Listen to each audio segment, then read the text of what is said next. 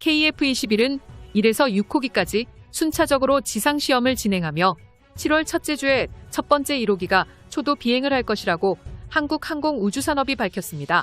중국과 일본 역시 보라매의 상황을 주시하고 있는데요. 이처럼 한국 군사력의 가장 중요한 KF-21 초도 비행 소식을 알린 기사를 바탕으로 현재 KF-21 개발 사항에 대해 중간 점검과 KF-21 보라매의 지상시험에 관한 진정한 의미에 대해서 분석해보는 시간을 가져볼까 합니다. KF-21의 초도 시험 비행이 6월의 둘째 주에 마지막 지상시험을 진행하고 7월 첫째 주로 정해진 것으로 발표되었습니다. KF-21 보라매에 탑승해 시험 비행을 주도할 조종사는 공군 신도시험 평가전에서 지난해 배출한 17명의 시험평가 조종사들 중에서 조만간 엄선하기로 했습니다. 군소식통은 이날 KF-21 초도 비행이 당초 8월로 예정되어 있었으나 조립과정과 비행시험 준비가 순조롭게 이루어져 시험 비행 일정을 최대한 앞당기기로 했다며 해외 기술자 등 여러 사정 등을 감안해 일정을 앞당겨 미자믹 지상시험을 현충일이 있는 6월 둘째 주로 정했고 본격적인 이륙을 7월으로 잡았습니다. 알려진 대로 올해 KF-21에 대한 본격적인 기동 시험을 시작합니다. 일단 2월부터 엔진을 가동하는 시험에 들어가는데 엔진이 작동하면서 첫 번째로 KF-21의 모든 장치가 제대로 기능을 하는지 마지막으로 점검을 하는 것이 매우 중요한데요. 엔진과 각종 계기판 및 장치 등이 정상적으로 작동하면 곧바로 KF-21에 대한 활주로 시험으로 넘어가게 됩니다. 활주로 주행 시험은 전투기가 비행은 하지 않지만 활주로를 고속으로 달리는 시험을 말합니다. 가장 결정적으로 카이가 비행 시험을 앞당긴 것은 시간을 최대한 확보하기 위함인데요.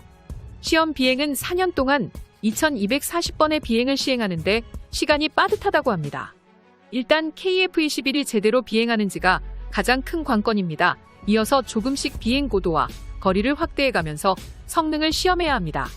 전투기에 장착한 연료 탱크 등 외장 장치가 문제없이 분리되는지도 아주 중요한 문제입니다. 보라매 전투기 기체에서 발사하는 미사일 등 무기가 제대로 발사하는지 공중에서 각종 전투기동 능력도 지상시험을 통해 먼저 시험해야 합니다. 이런 시험 과정은 밤낮 없이 지속하게 되는데 낮에 실시한 시험 비행에서 미세한 오류까지 잡아내 야간에 설계를 수정하고 다음날 결과를 반영해 다시 시험 비행을 해야 한다는 것입니다. 지금은 계획된 개발 일정보다 한 달가량의 시간을 앞당겼다고 전했습니다. 한국항공우주산업의 기술 지원을 록히드 마틴 기술자들은 처음에는 실현이 어려운 프로그램이라며 비관적으로 말하다가 지금은 경이적이라며 탄복했다고 합니다. 생산 공장에 인접한 구조 시험에서는 KF-21 구조 시험기에 대한 내구성 시험이 한창 진행되고 있습니다.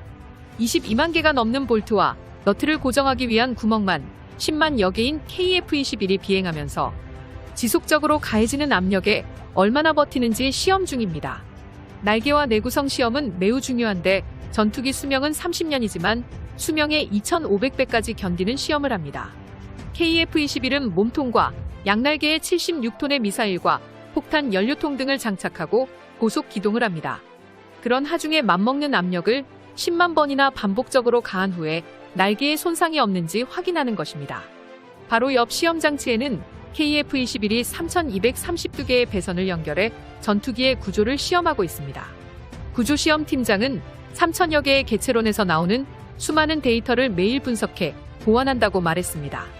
아프리카 남아공 미사일 시험장에서 737기를 임대해 A사 레이더 테스트를 완료했으며 국내에서도 한참 진행 중입니다.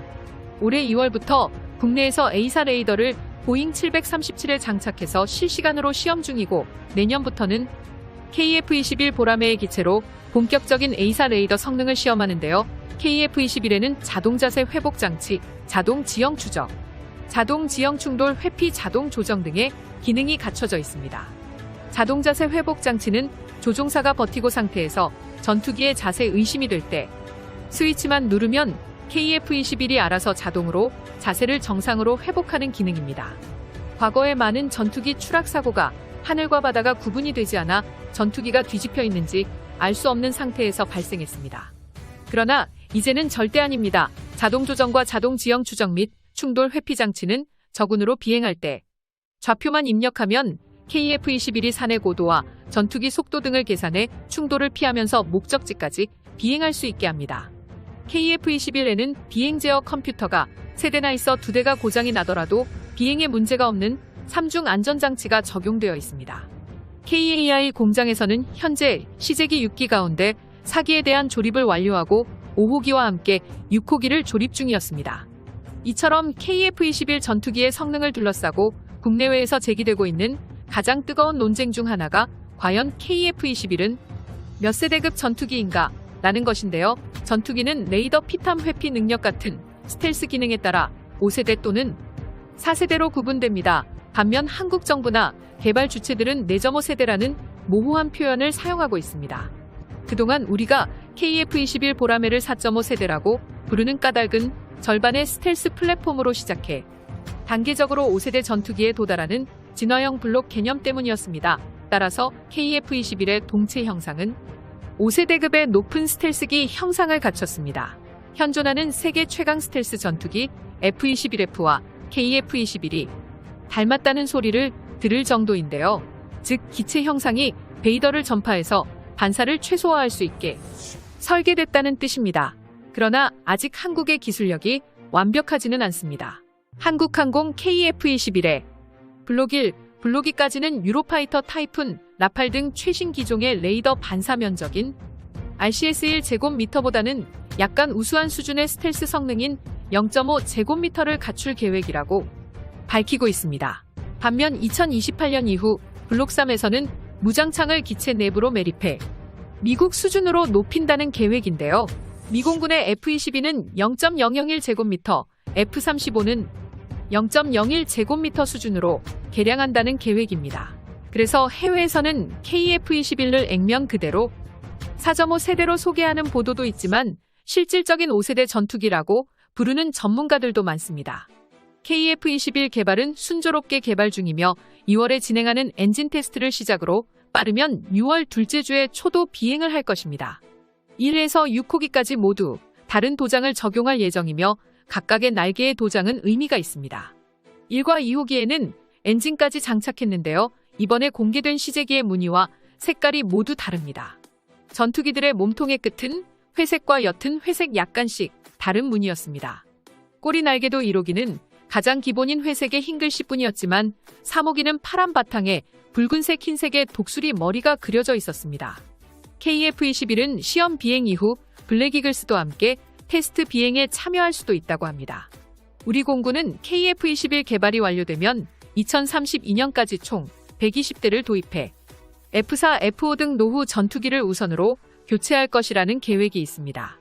이 밖에 군 당국은 현재 KF-21에 탑재할 장거리 공대지 미사일 등의 무기체계도 함께 개발 중입니다.